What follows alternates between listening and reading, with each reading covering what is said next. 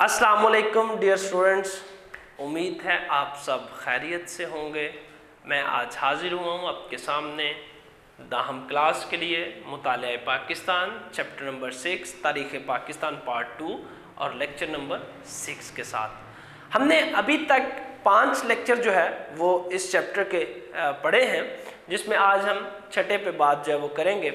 तो पाँचवें लेक्चर में हमने बेनज़ीर भुट्टो के दोनों जो अदवार हुकूमत थे उनको जो था वो डिस्कस किया था। आज हम डिस्कस करेंगे मियाँ मोहम्मद नवाज शरीफ के दौरे हुकूमत के हवाले से कौन कौन से मियाँ मोहम्मद नवाज शरीफ ने इक़दामात लिए और कौन कौन सी इस्लाहात जो थी वो की। इनके दोनों अदवार हुकूमत जो हैं वो पहला दौरे हुकूमत नवंबर 1990 से लेकर जुलाई 1993 तक मैंने यहाँ पर लिख दिया है सामने। दूसरा दौरे हुकूमत फरवरी 1997 से अक्टूबर 1999 तक, 97 से लेके 1999 तक जो है वो इनका दौरे हुकूमत जो है वो मुहित रहा। आज हम डिस्कस करेंगे इन्होंने कौन कौन सी इस्लाहात जो थी। ये दोबारा फिर 2013 में बरसरे इक़्तिदार आए थे। आप अहबाब इनसे बखूबी जो है वो वाकिफ़ भी हैं, चूँकि ये हमारे ही दौर के और ज़माने के हैं, ये कोई बहुत पुरानी हिस्ट्री नहीं है। तो इस हवाले से आपको चीज़ें समझने में काफ़ी आसानी जो है वो रहेगी। इंतहाई सिंपल और इंतहाई मुख्तसरन इनके दोनों अदवार हुकूमत को जो है वो देखा जाएगा और डिस्कस जो है वो किया जाएगा। तो देखते हैं। सबसे पहले बेटा इनकी पहली हुकूमत जो है वो नवंबर 1990 में जो थी वो बनी और इन्होंने as a prime minister of Pakistan जो था वो हलफ लिया और जो था वो मुल्क की बागडोर जो थी इनके हाथों में जो थी वो आ गई।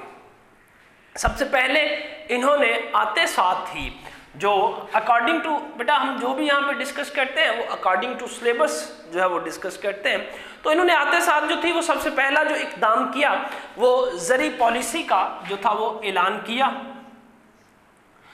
ज़री पॉलिसी में चूँकि हमारा मुल्क एक ज़री मुल्क है तो यहाँ पर ज़राअत पर बहुत ज़्यादा जो है वो इन्हिसार है, तो इन्होंने ज़री पॉलिसी जो है वो बनाई और 1991 में जो थी इस पॉलिसी को इन्होंने फाइनलाइज किया और जिसके तहत 10 करोड़ रुपए इन्होंने मुख्तस किए किसानों की फलाह व बहबूद के लिए।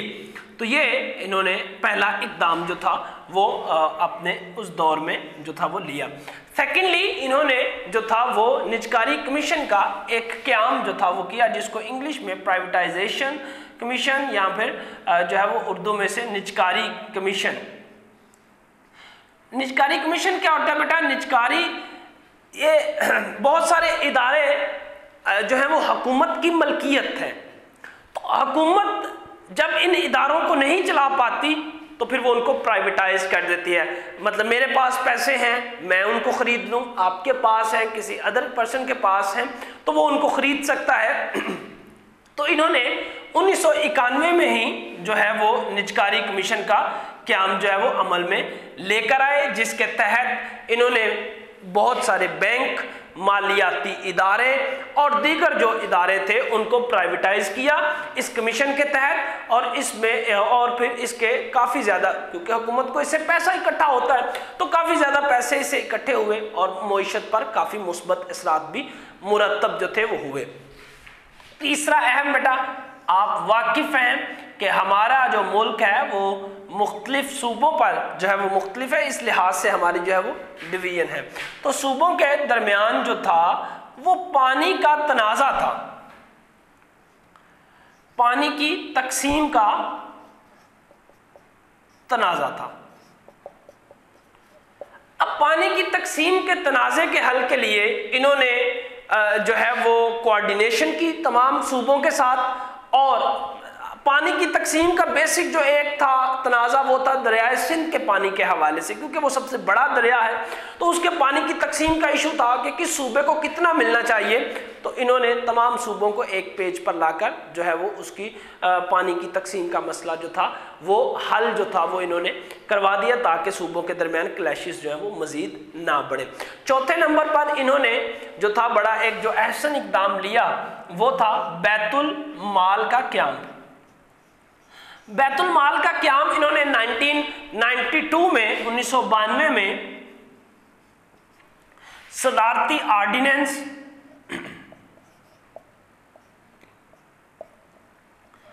मैंने उस दिन भी बेटा वजाहत कर दी थी ऑर्डिनेंस के हवाले से, तो कि ये सदारती हुक्मनामा जो है ये कॉन्स्टिट्यूशन ऑफ पाकिस्तान के तहत जो है वो सदर पाकिस्तान के पास होता है कि वो इसको जो है वो कानून का दर्जा ही जो है वो हासिल होता है, असेंबली इसको अप्रूव कर दे। तो बैतुल माल का इदारा इन्होंने कायम किया जिसके तहत गरीब मसाकीन लोगों की हेल्प जो थी वो की जानी थी, उनको पैसे जो थे वो दिए जाने थे। तो ये इदारे का क़याम इन्होंने जो था वो अमल में लेकर आए।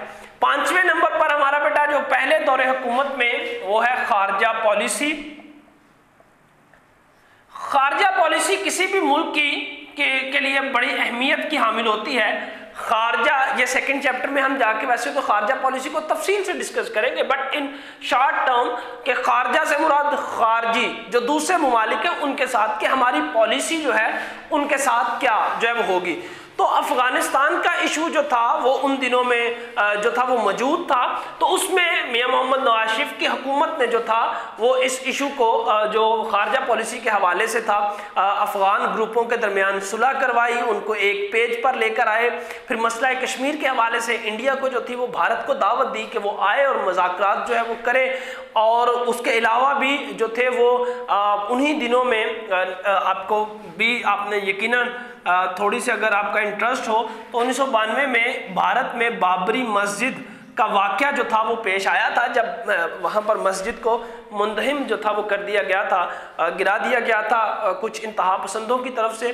तो उस वक़्त पाकिस्तान की कौमी असम्बली ने 1992 में एक मुतफ़िक़ा तौर पर मुज़म्मती करारदाद जो थी वो मंजूर की थी ताकि बैरून मुमालिक को इस असर और रसूख का पता चले। एंड लास्ट पर जो था वो खारजा पॉलिसी में अमेरिका ने उस वक़्त इराक़ पर जो था वो हमला किया था, तो पाकिस्तान ने उस हवाले से भी बड़ी मोहतात पॉलिसी अपनाई थी ताकि जो है वो दुनिया के साथ ताल्लुकात को बेहतर जो है वो रखा जा सके।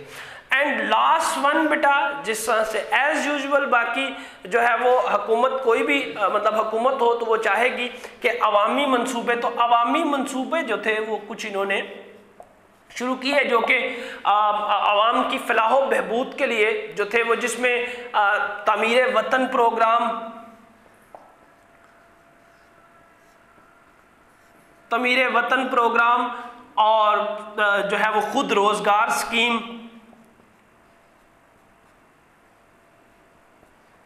येलो कैब स्कीम, मोटरवे,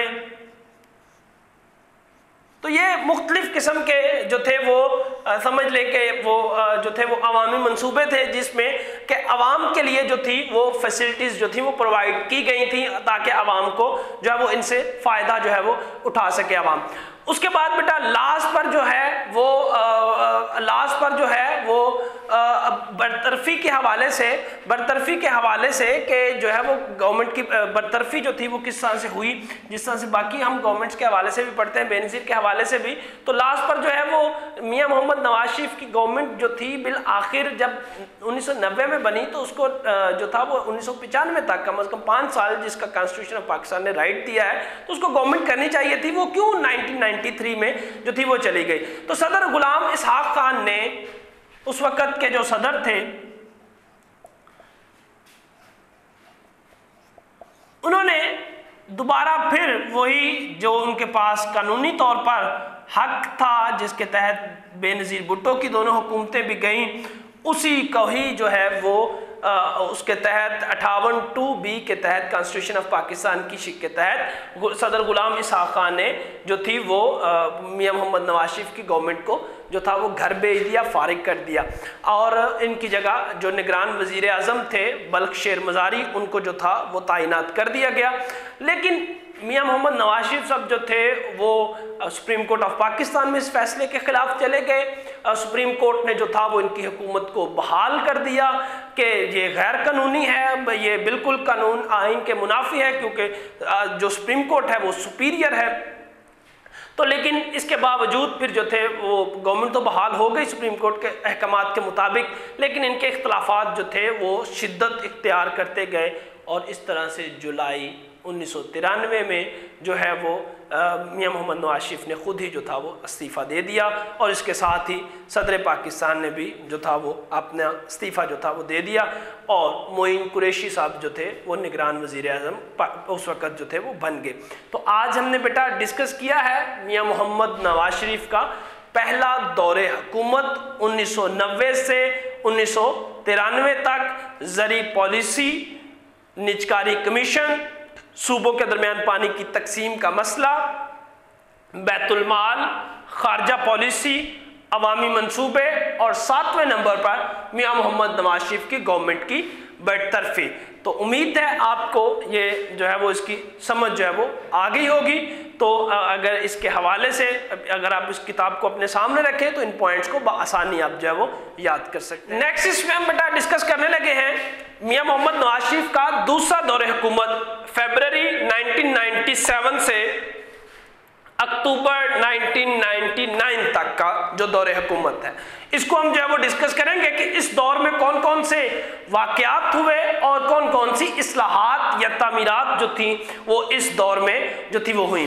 तो सबसे पहले जो हिस्टोरिकल पॉइंट ऑफ व्यू से भी तो जो था वो जो हमारे पास सिलेबस में शामिल है, जस्टिस सजाद अली शाह और फारूक अहमद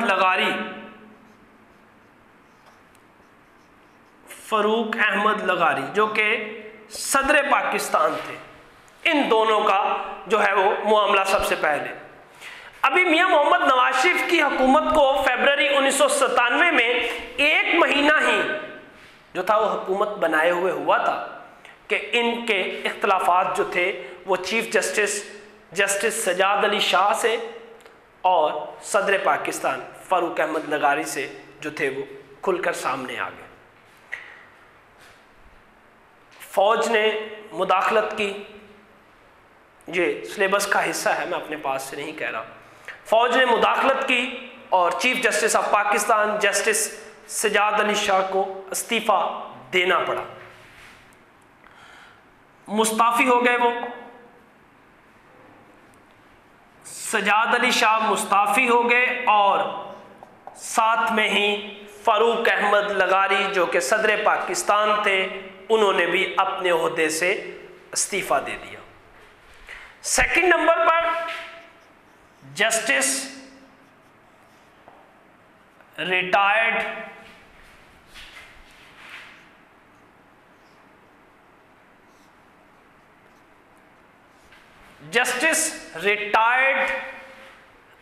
रफीक तारड़,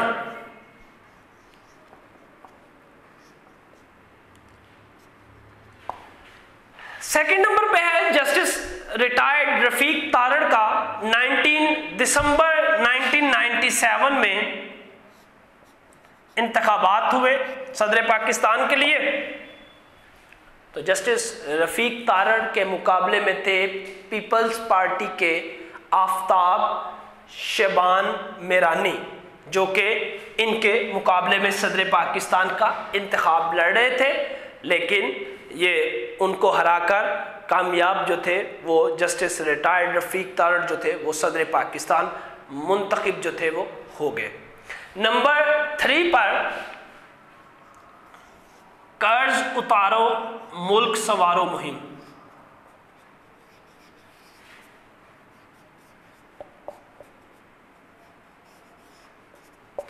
अच्छा, कर्ज उतारो मुल्क संवारो मुहिम का आगाज भी इनके दूसरे दौरे हुकूमत में जो था वो शुरू हुआ। IMF से हमें कर्जा लेना पड़ता था अपने बजट में, चूंकि खसारा जो था वो होता था, लेकिन वैसे मज़े की बात है आज भी हम लेते हैं बजट खसारे की वजह से। IMF से कर्जा भी आज भी ले रहे हैं और मुख्तलिफ ममालिक से हमने जो है वो कर्जा ले रखा है, तो हमारे कर्जे आज भी जो है वो नहीं उतरे। पर कर्ज उतारो मुल्क संवारो मुहिम जो थी वो इनके दूसरे दौरे हुकूमत में बेटा जो था वो उसका आगाज़ हुआ, जिससे मियाँ साहब की जो थी वो तकरीर, मियाँ मोहम्मद नवाज शरीफ, मियाँ से मुराद मेरा मियाँ मोहम्मद नवाज शरीफ साहब की तकरीर जो थी वो नशर हुई, और उसके बाद आवाम ने दिल खोलकर जो थे वो पैसे दिए और ताकि मुल्क का कर्जा जो है वो उतर सके, और काफ़ी हद तक इसमें जो था वो फ़ायदा भी जो था वो हुआ हमें। नंबर 4 पर बेटा बहुत सारे हमारे पाकिस्तानी गैर ममालिक में मुकीम हैं और वो रोज़गार के लिए जो है वो गए हुए हैं। तो गैर ममालिक में मुकीम पाकिस्तानियों को वोट का हक,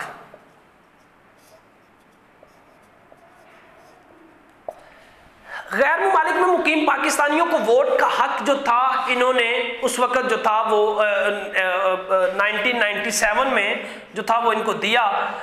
इससे चूंकि बहुत सारे हमारे पाकिस्तानी गैर ममालिक में मुकीम हैं, तो उनका इंटरेस्ट जो है वो डेवलप हुआ और उन्होंने दिलचस्पी ली मुल्क के इंतखाबात में, मुल्क की हुकूमतें बनने में, ताकि इनका भी जो था, क्योंकि वो सरमाया बेचते, मेहनत करते हैं, उनके घर वाले सारे यहाँ पे, तो उनको भी वोट का हक जो था वो दिया गया 1997 में। उसके बाद बेटा 5वें नंबर पर कॉन्स्टिट्यूशन ऑफ पाकिस्तान की एक तरमीम का जो है वो जिक्र है, जिसको जो था वो फ्लोर क्रॉसिंग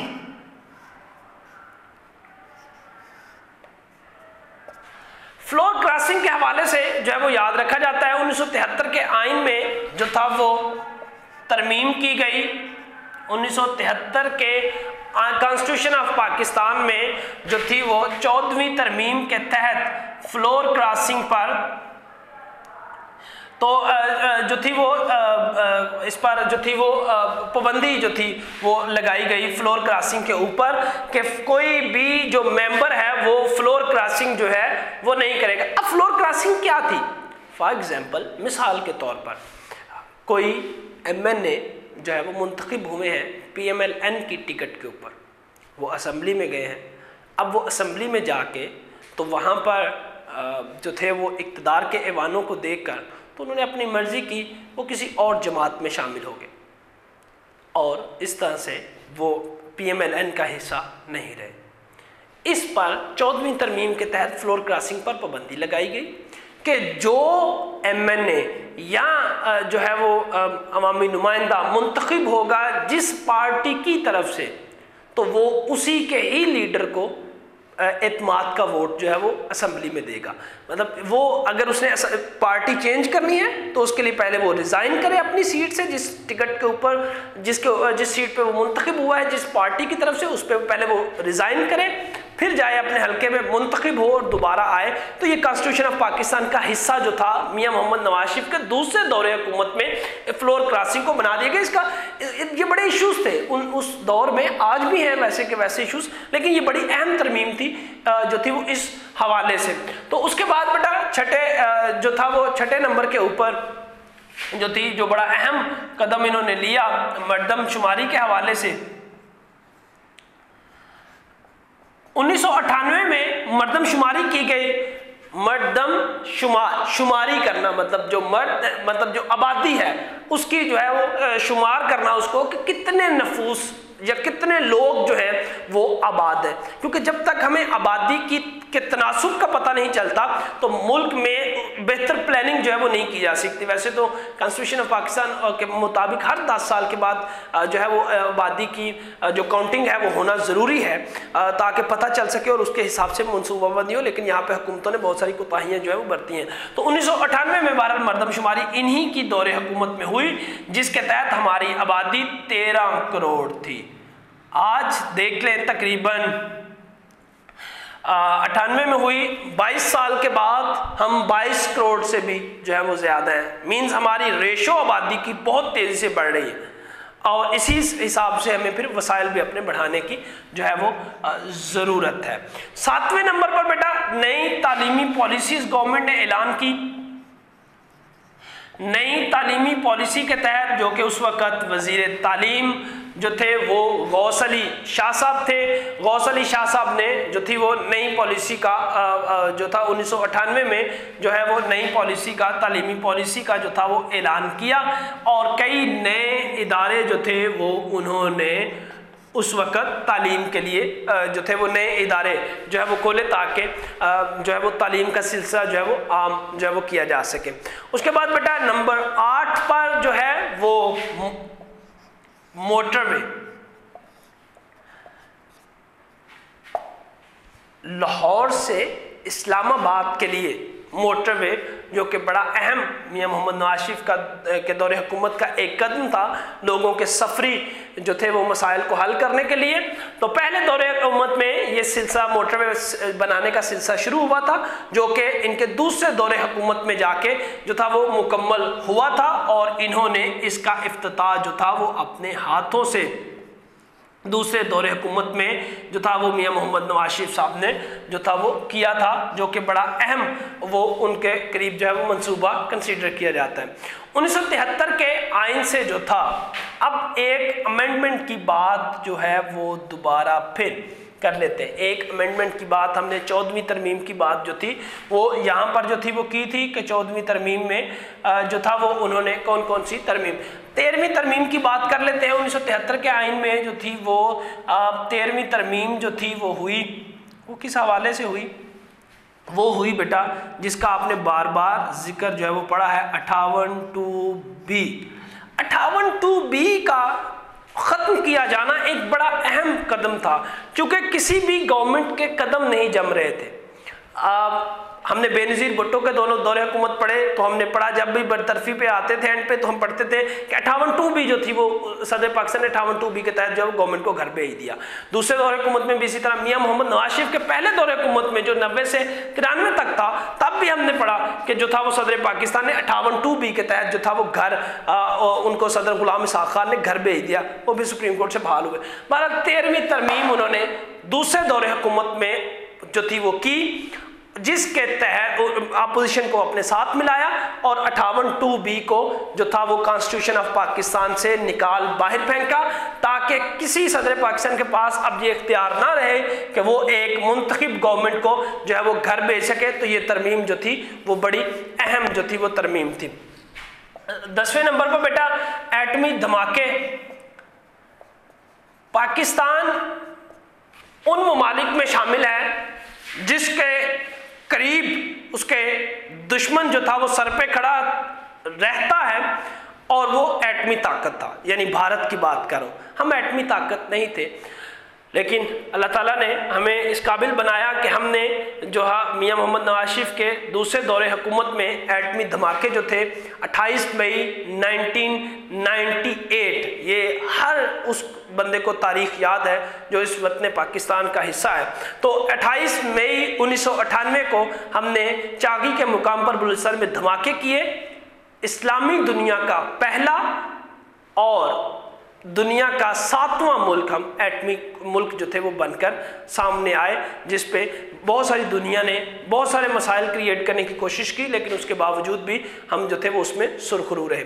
11वें नंबर पर बेटा जो है वो ऐलान लाहौर आपका मुख्तसर सवाल भी है, बड़ा अहम सवाल भी है, और बहुत दफ़ा ये पेपर्स में भी वो पूछता रहता है और बहुत सारे बच्चों को इसकी समझ नहीं आती कि ऐलान लाहौर क्या, इसका क्या जवाब लिखना है। तो ये बेटा आपके चैप्टर के एंड पे शॉर्ट क्वेश्चन भी है। तो ऐलान लाहौर जो था वो लाहौर में 1999 में अटल बिहारी वाजपेयी जो कि वज़ीर आज़म थे भारत के, वो वाघा बॉर्डर के ज़रिए जो थे वो पाकिस्तान आए, जहाँ पर मियां मोहम्मद नवाज शरीफ ने उनका इस्तकबाल किया, और दोनों ममालिक ने खैर सगाली के जो थे वो अमन के साथ खैर सगाली के जो थे वो इक़दाम लिए, ताकि जो है वो दोनों तरफ अमन जो है वो कायम हो सके।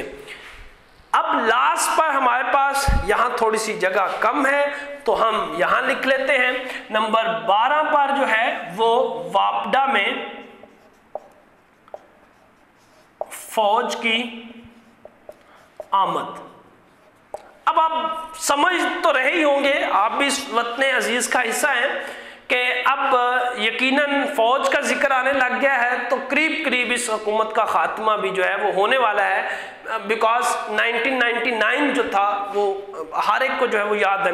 तो वापडा में फौज की आमद जो थी, तो इस गवर्नमेंट ने 1999 में वापडा के अंदर, वापडा यानी जो बिजली का हमारा सप्लाई का डिमांड का जो है महकमा है उसके मुतालिक, तो उसमें करप्शन वगैरह के बहुत सारे मामला डिस्टर्ब थे। तो मियां मोहम्मद नवाज शरीफ ने ये मुनासिब समझा कि फ़ौज को उसमें जो है वो शामिल किया जाए ताकि एहतसाब हो लोगों का और बिजली जो है वो लोगों को मैसर आ सके। तो उन्होंने बहरहाल फ़ौज को और इससे बहुत सारे मामलात जो थे वो बेहतर भी जो थे वो हुए।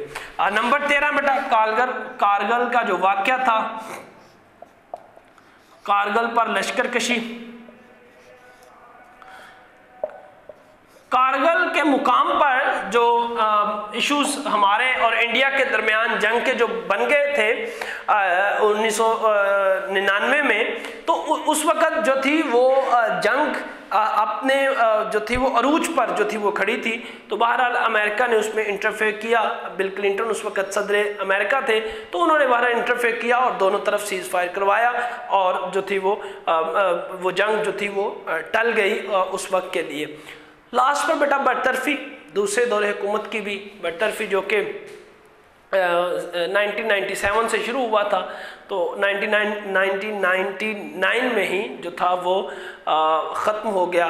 12 अक्टूबर 1999 जनरल परवेज़ मुशर्रफ ने जो था वो इनके ऊपर त्यारा हाईजैकिंग केस कायम किया और कहा कि इन्होंने त्यारा हाईजैक किया है और फिर इनको जो था वो हमेशा के लिए नाअहल अदालत ने जो था वो करार दे दिया और इनको सऊदी अरेबिया की जो थी वो इंटरफेरेंस के बाद इनको वतन पाकिस्तान से जाने की इजाज़त दी गई और ये यहाँ से चले गए। फिर जनरल परवेज़ मुशर्रफ की हुकूमत यहाँ पर जो थी वो कायम हो गई।